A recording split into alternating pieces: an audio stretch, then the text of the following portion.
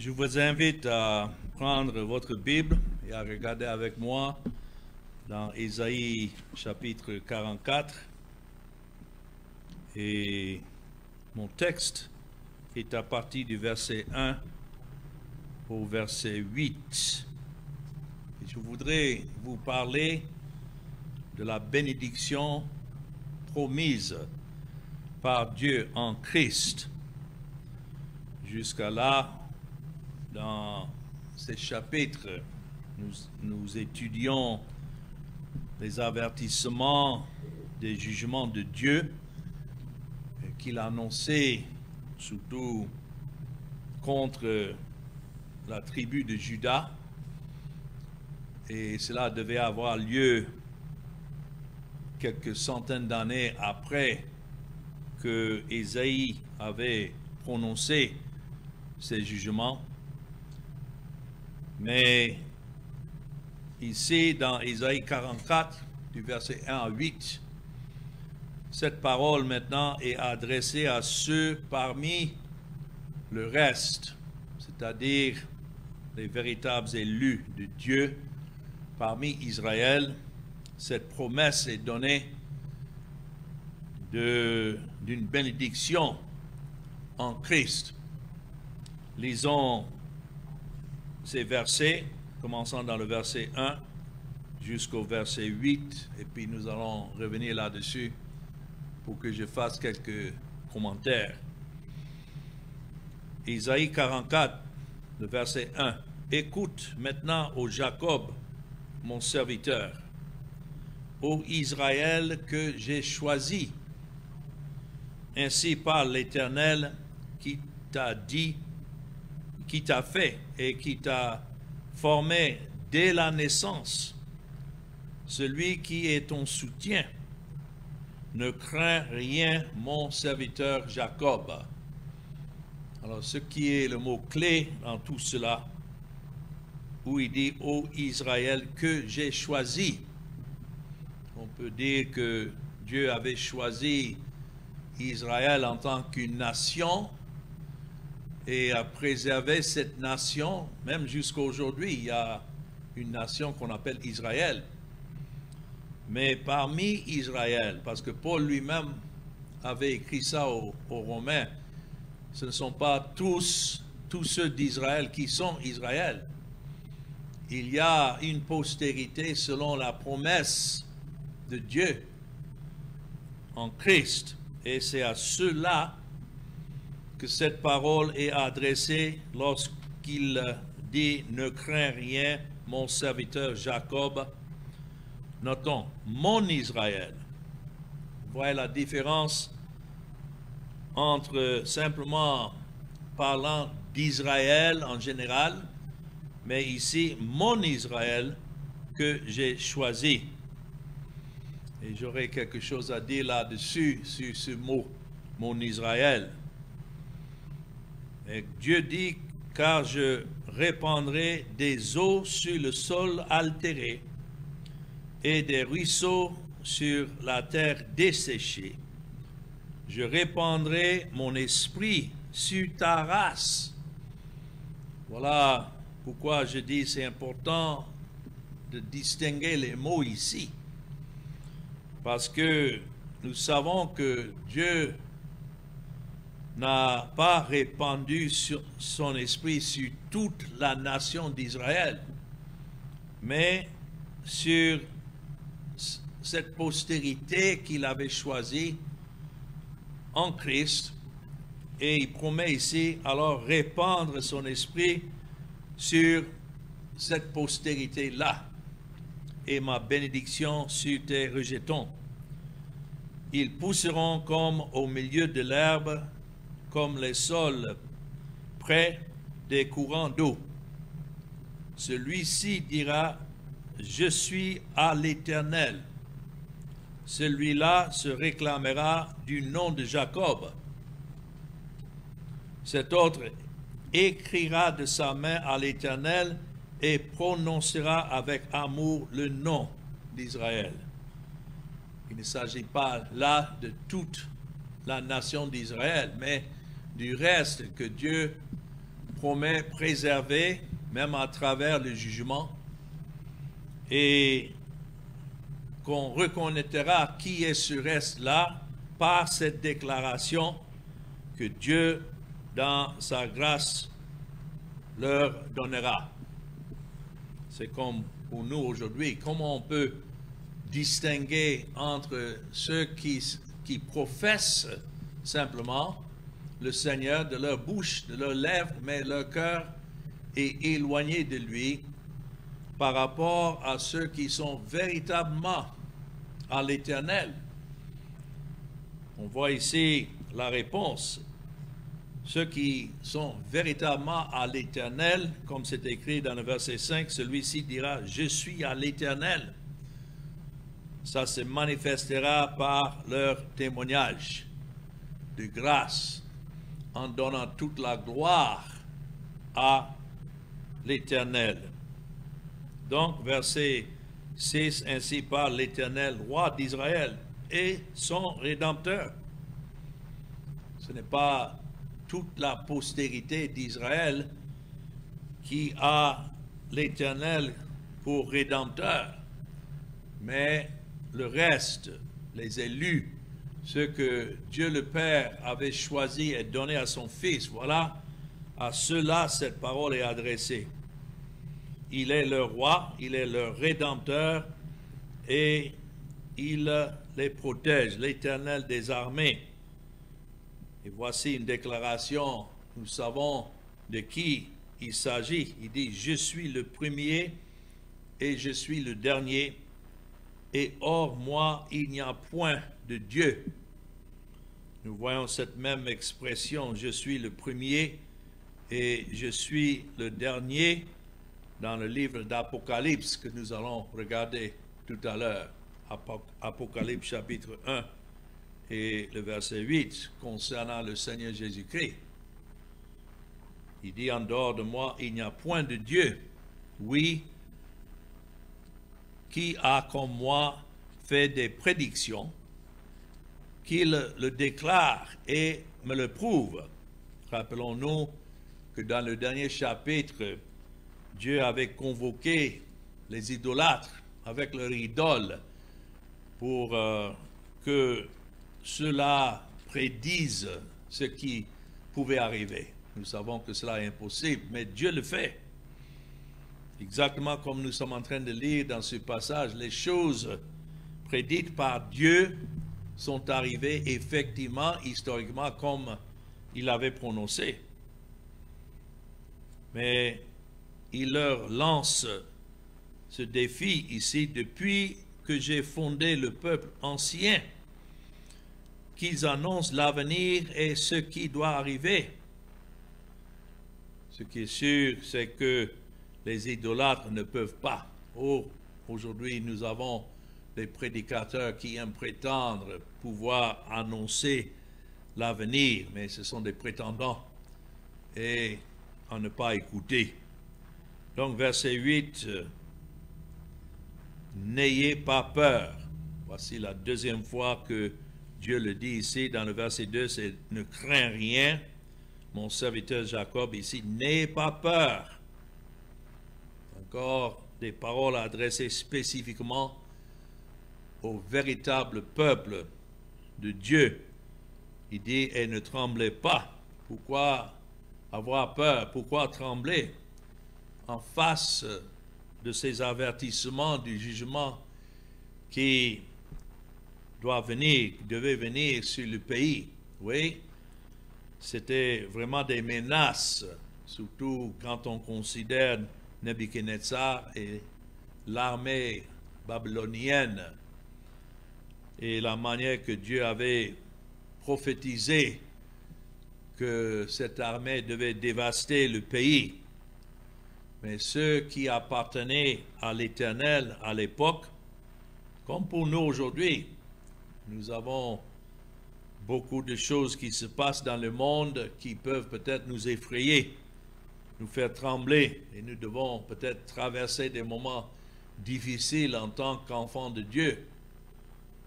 Mais nous ne devons pas avoir peur. Pourquoi?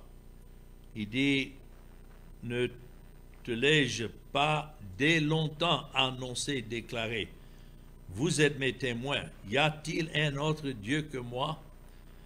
Il n'y a pas d'autre rocher. Je n'en connais point.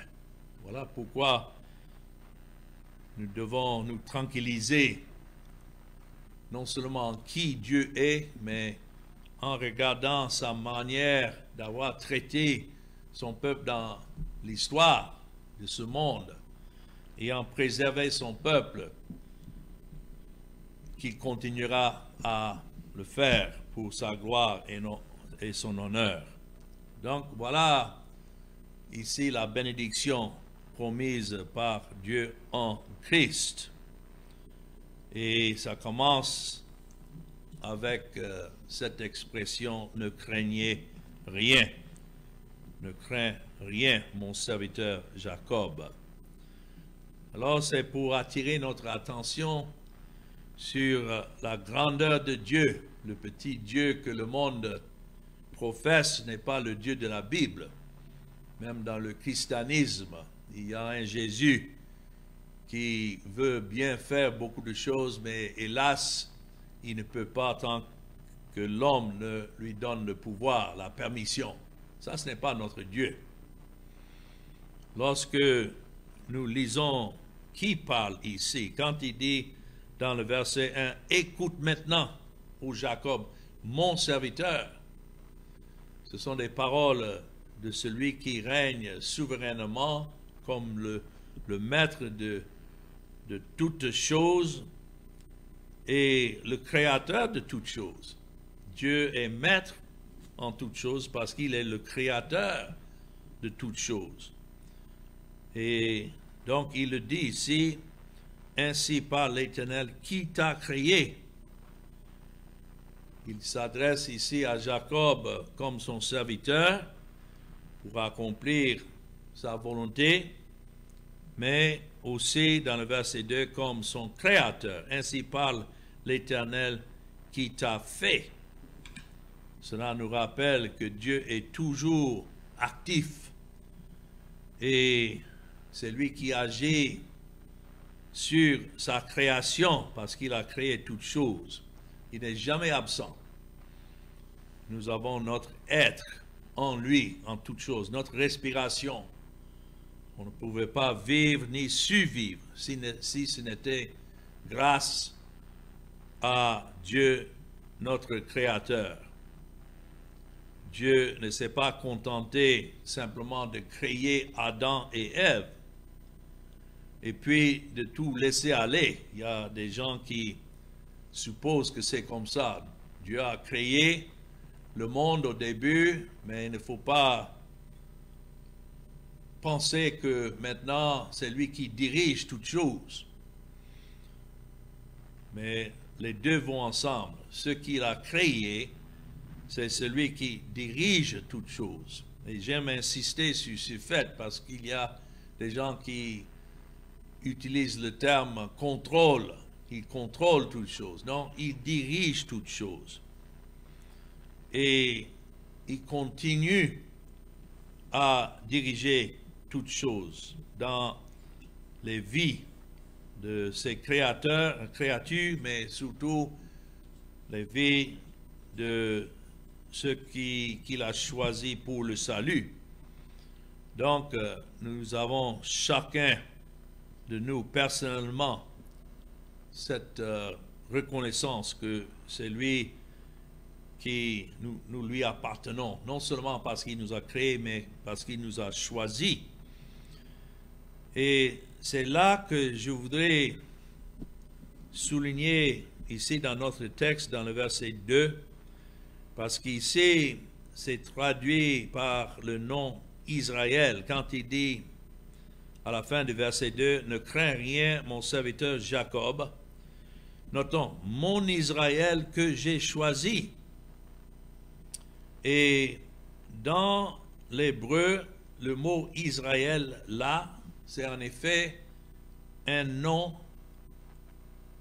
qui se traduit par Jeshurun. J-E-S-H-U-R-U-N. Jeshurun. Vous dites, mais pourquoi ça c'est significatif? Parce que le nom Jeshurun n'apparaît plus que 3 fois dans l'Ancien Testament, ailleurs qu'ici. Et le nom signifie le droit, celui qui est droit. Et ici, c'est utilisé en contraste avec le nom Jacob, parce que le nom Jacob, c'est le sens de celui qui transpose, qui ment, et donc n'est pas droit. Et nous savons qu'en effet, si Dieu a fait miséricorde à Jacob, ce n'est pas parce qu'il y avait en Jacob une droiture, mais c'est à cause de la miséricorde de Dieu. Pourtant, ici, quand Dieu dit « Ne crains rien, mon serviteur Jacob », en contraste à ce nom Jacob, transplanteur, mon Israël, celui qui est mon droit, ma droiture que j'ai choisi.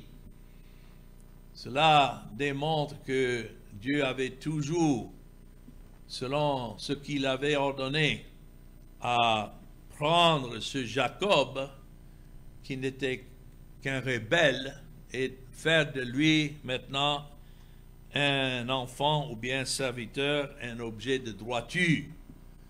Et nous savons que cela n'est possible si ce n'est en Jésus-Christ. Donc je trouve significatif que, quoique notre traduction ici traduit ça simplement Israël, dans l'hébreu c'est Jeshurun, et qui signifie celui qui est droit. Les 3 autres passages dans l'Ancien Testament où nous avons ce nom utilisé comme synonyme pour le peuple d'Israël, c'est Deutéronome, le chapitre 32. Et en fait, les 3 références à ce nom se trouvent ici dans Deutéronome. Dans Deutéronome chapitre 32 et le verset 15.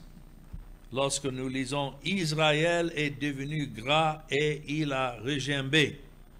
Là, le mot pour Israël, c'est ce nom Jeshurun.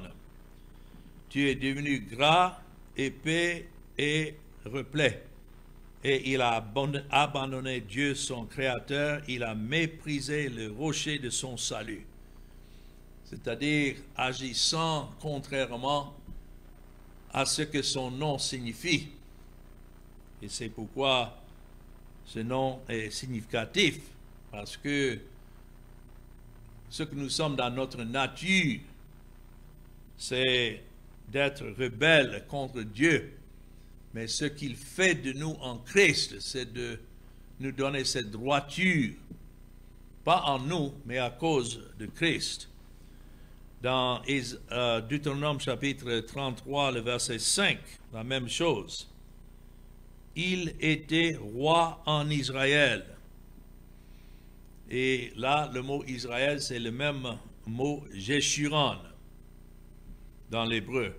Quand l'assemblée, les chefs du peuple et les tribus d'Israël. Quand on remonte au verset 4, voyons le contexte. Moïse nous a donné la loi, héritage de l'assemblée de Jacob. Il était roi en Israël. Moïse représentait Christ comme le médiateur. Pourquoi c'est nécessaire d'avoir un médiateur? C'est parce que les hommes sont pécheurs et ont besoin de cette réconciliation. Mais notons, il était roi en Israël, particulièrement cet Israël que Dieu a promis dans sa bénédiction rendre saint et rendre droit devant lui. Ça parle là de l'œuvre du Seigneur Jésus-Christ. Et puis, dans le même chapitre, Deutéronome 33 et le verset 26, c'est écrit, nul n'est semblable au Dieu d'Israël. Et là encore, c'est dans l'hébreu le nom Jeshurun. Il est porté sur les cieux pour venir à ton aide, et il est avec majesté porté sur les nuées. Cela nous parle, ce nom Jeshurun, ça parle d'un Israël particulier, pas de toute la nation, mais de ceux que Dieu avait ordonné au salut par sa grâce en Jésus-Christ. C'est la seule manière que des pécheurs peuvent être considérés comme droits devant Dieu. C'est par la justice que le Seigneur Jésus-Christ devait venir et satisfaire à l'égard de son peuple. Alors je crois une précision très importante là, dans ces premiers versets de ce chapitre que nous étudions, du verset 1 à 4. Mais c'est pourquoi Dieu leur dit, quels que soient les jugements prononcés, et bien sûr, tous méritaient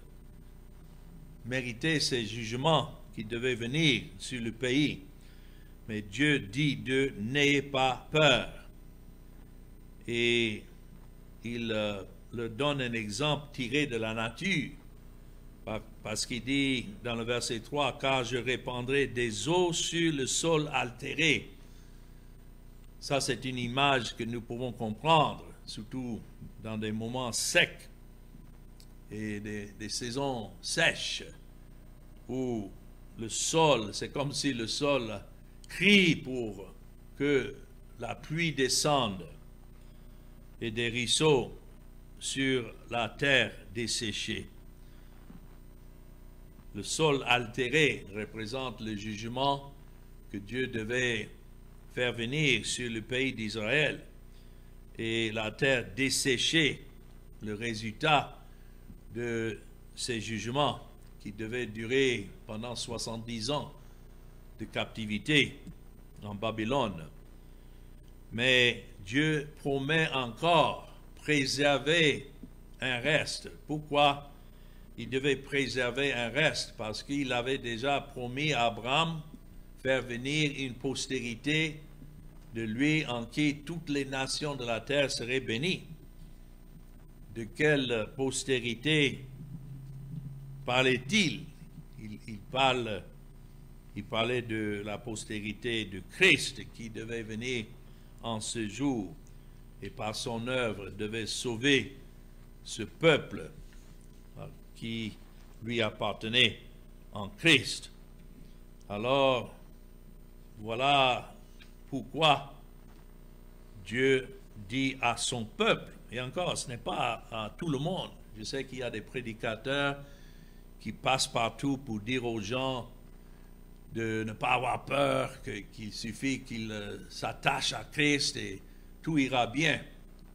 Mais ceux-là ne connaissent pas le véritable Dieu, un Dieu qui sauve qui il veut, et que le salut ne dépend pas de l'homme qui doit faire quelque chose pour attirer la faveur de Dieu, mais le salut dépend de celui que Dieu a choisi pour venir sauver son peuple, et que c'est par lui que toutes les bénédictions mentionnées ici devaient avoir lieu. Quand il dit dans le verset 4, ils pousseront comme au milieu de l'herbe, comme les saules près des courants d'eau. Cela représente le véritable peuple de Dieu. Malgré ses jugements contre les rebelles, il y a ceux-là que Dieu a promis sauver et bénir, et cela à cause de Christ. Nous avons dans nos cantiques ce chant qui dit « Fraîche rosée, descendez sur nous tous, ô divines ondées, venez arroser nous. » Comme une terre altérée soupire après l'eau du ciel, nous appelons la rosée de ta grâce, Emmanuel. Voilà comment le chant se poursuit. Je suppose que c'est un chant que nous avons l'habitude de chanter lorsque nous nous rassemblons. Mais d'où vient cette bénédiction? Sous image de fraîche rosée ici, ou bien des herbes qui poussent auprès des courants d'eau. Ça, c'est l'œuvre de Christ. Et la promesse ici, c'est quel que soit le jugement, Dieu a son peuple élu qu'il a préservé et qu'il préserve à cause de Christ. Donc, ça c'est le premier point, les promesses de Dieu de préserver un peuple. Mais deuxièmement, nous voyons ici dans le verset 5 que ces promesses appartiennent à l'Éternel. Donc, c'est lui qui fait ces promesses. Et aussi, ces promesses, c'est afin que les pécheurs tels que nous sommes, que nous appartenons aussi à lui. Nous ne pouvons pas appartenir à l'Éternel si lui-même, il ne nous donne cette grâce de lui appartenir. Et c'est pourquoi le verset 5, nous lisons, celui-ci dira, « Je suis à l'Éternel ». Cela nous montre une caractéristique de quelqu'un qui appartient véritablement à l'Éternel par sa grâce. Ça, c'est l'effet d'avoir l'Esprit de Dieu répandu sur un individu. C'est l'effet de l'œuvre de l'Esprit où on arrive à dire « Je suis à l'Éternel ». Pour quelqu'un de pouvoir dire cela, cela n'est pas une simple profession, mais c'est l'Esprit de Dieu œuvrant dans le cœur, répandu sur nous, qui est notre garant, qu'en effet, nous appartenons à l'Éternel. Si vous voyez avec moi dans Éphésiens chapitre 1 et le verset 13, tout ce chapitre nous parle de la manière que des pécheurs appartiennent à l'Éternel. D'abord, par l'élection de sa grâce. Cela nous voyons dans les versets 3 à 5, ayant été prédestinés au salut pour être des enfants d'adoption. Deuxièmement, appartenant à l'Éternel par la rédemption qui est en Jésus-Christ. Et nous voyons ça dans le verset 5. En lui, nous avons la rédemption par son sang, la rémission des péchés selon la richesse de sa grâce. Voilà comment les pécheurs appartiennent à l'Éternel. Mais troisièmement, dans le verset 13, nous lisons « En lui, vous aussi, après avoir entendu la parole de la vérité, l'évangile de votre salut, en lui, vous avez cru et vous avez été quoi? Scellés du Saint-Esprit qui avait été promis. » Donc, dans cela, nous voyons l'œuvre du Dieu souverain pour le salut des pécheurs, d'abord dans l'élection de la grâce, et deuxièmement dans la rédemption qui est en Jésus-Christ, et troisièmement dans la bénédiction du Saint-Esprit qui révèle Christ dans le cœur, une fois répandu sur celui que Dieu a choisi et que Christ a racheté, celui-là déclarera, comme nous voyons ici dans le verset 5, « Je suis à l'Éternel ». Les gens veulent toujours savoir de quelle dénomination nous sommes ou quel est notre arrière-plan en tant que notre histoire de religion, mais la seule réponse que nous devons donner, c'est ce que nous voyons ici dans le verset 5. Celui-ci dira « Je suis à l'Éternel ». Celui-là se réclamera du nom de Jacob. Cet autre écrira de sa main à l'Éternel et prononcera son amour, le nom d'Israël. Alors, c'est intéressant lorsque nous lisons ici, un autre écrira de sa main à l'Éternel et se nommera par le nom d'Israël. C'est pourquoi je disais ici, il s'agit non pas des descendants naturels d'Israël, mais des descendants spirituels de Dieu, lorsque l'Esprit est répandu sur nous. Nous voulons prendre le nom de l'Éternel.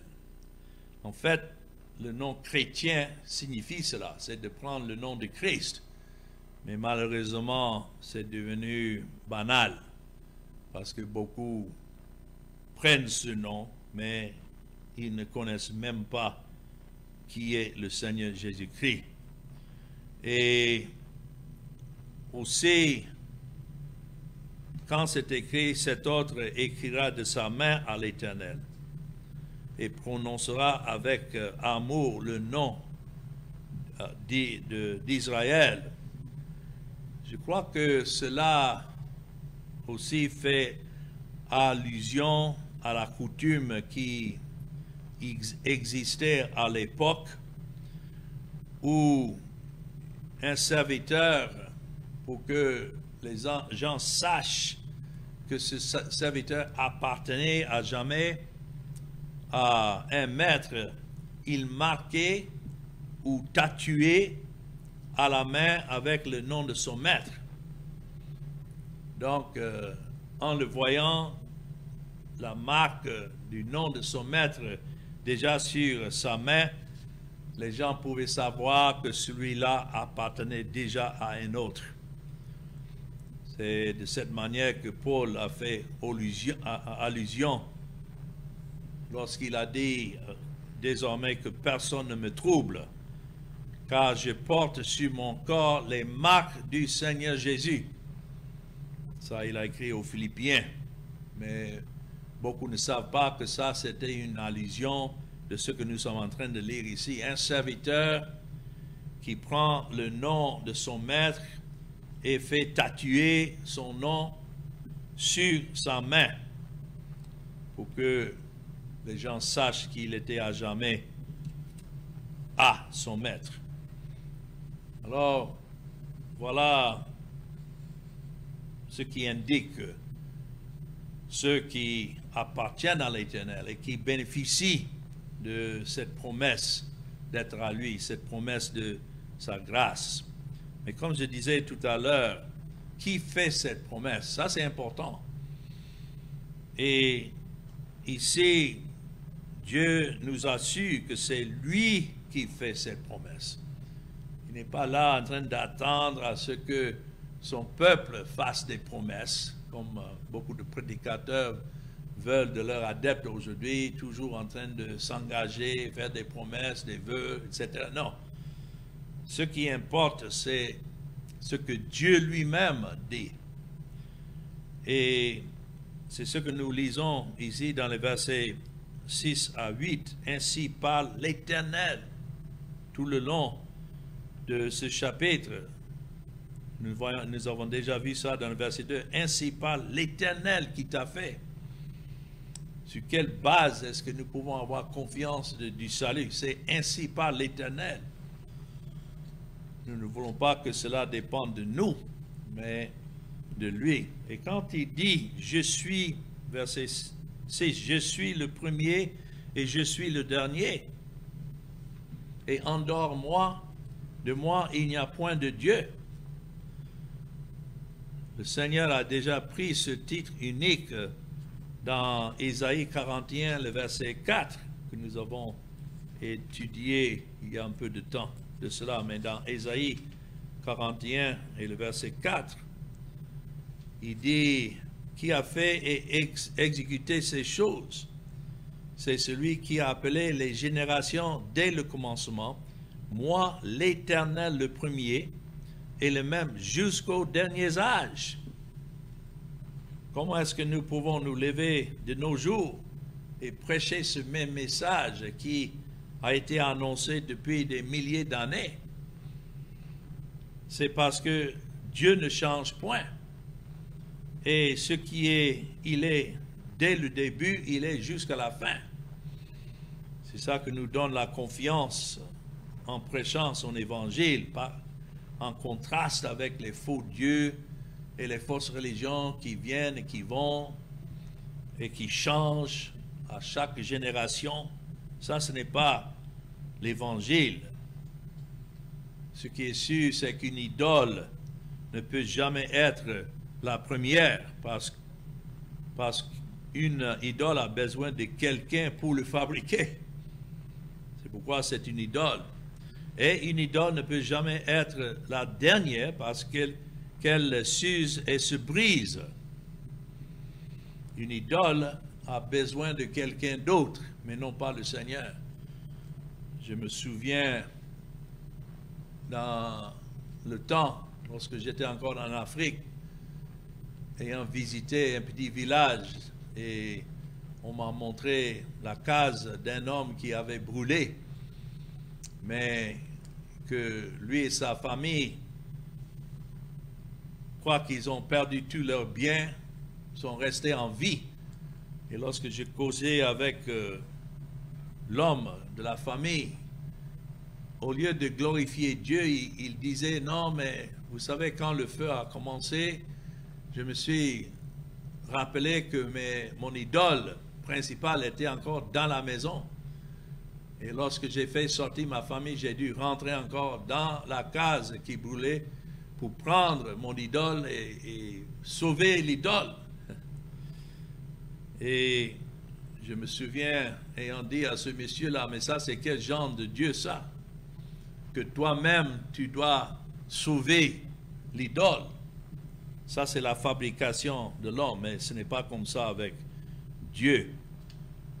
Le Dieu de son peuple est à la fois le premier et le dernier. C'est parce qu'il a tout fait lui-même, et en dehors de lui, il n'y a point de Dieu. En tant que premier, cela veut dire qu'il ne tire son être d'aucun autre. Et il existe par lui-même et pour lui-même. Et en tant que dernier, il reste suprême jusqu'à la fin. Comme je disais tout à l'heure, ça c'est une explication ou bien une expression qui décrit en fait le Seigneur Jésus-Christ. Quand il dit ici, je suis le premier et le dernier, et hors moi, il n'y a point de Dieu. Qui parle ici, si ce n'est le Seigneur Jésus? Bien sûr, il n'était pas encore venu dans ce monde à ce temps-là, mais il est Dieu depuis toujours. Il est la parole qui existait avec son Père et à côté de son Père et est égal à son Père. Tel est le Christ de la Bible. Dans Apocalypse chapitre 1 et le verset 17, nous voyons ici comment cette expression est utilisée du Seigneur Jésus, quoiqu'il était minimisé lorsqu'il était sur cette terre, parce que tout ce que les gens voyaient, c'était un homme. Mais il était Dieu dans la chair. Et dans Apocalypse 1 et le verset 17, nous voyons comment il se révèle de nouveau à Jean, son apôtre. Jean dit, quand je le vis, je tombais à ses pieds comme mort. Il posa sur moi sa main droite en disant, et remarquons, ce qu'il disait à Jean, c'est effectivement les mêmes paroles dites ici au peuple de Dieu par Ésaïe. Il dit, ne crains point, je suis le premier et le dernier et le vivant. J'étais mort et voici, je suis vivant au siècle des siècles. Nous servons un Rédempteur qui vit pour toujours et je tiens les clés de la mort et du séjour des morts. Voilà celui qui est révélé ici comme le seul, unique, véritable Dieu. qui a toujours été et continue à être, et qui peut déclarer les choses à venir si ce n'est celui-là qui n'a ni début ni la fin. Et voilà pourquoi nous ne devons pas avoir peur. Et sachant cette vérité concernant Dieu, qui il est et comment il agit, alors nous avons véritablement en lui cette paix. Alors pour terminer ce message, c'est là qu'il nous rassure encore. Non seulement il est l'Éternel, verset 6, roi d'Israël. Ouais, ce sont des termes d'autorité, de souveraineté, et son rédempteur, l'Éternel des armées. Alors il appelle son peuple à témoigner de cela, même si le monde ne connaît pas ce Dieu.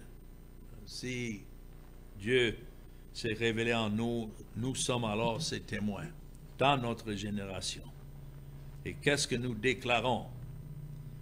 La même chose, comme c'est écrit dans le verset 8. N'ayez pas peur, ne tremblez pas. Il y aura de l'opposition, parce que l'homme naturel hait ce Dieu. Ce n'est pas seulement qu'il ignore ce Dieu, mais lorsqu'il entend ce Dieu prêcher, il hait ce Dieu-là, parce que c'est une réflexion de ce qui est dans le cœur. Mais nous ne devons pas nous décourager. Ne te l'ai-je pas dès longtemps annoncé, déclaré, vous êtes mes témoins. Cela représente le peuple que Dieu a choisi et que Christ a racheté et qui existe jusqu'au dernier temps.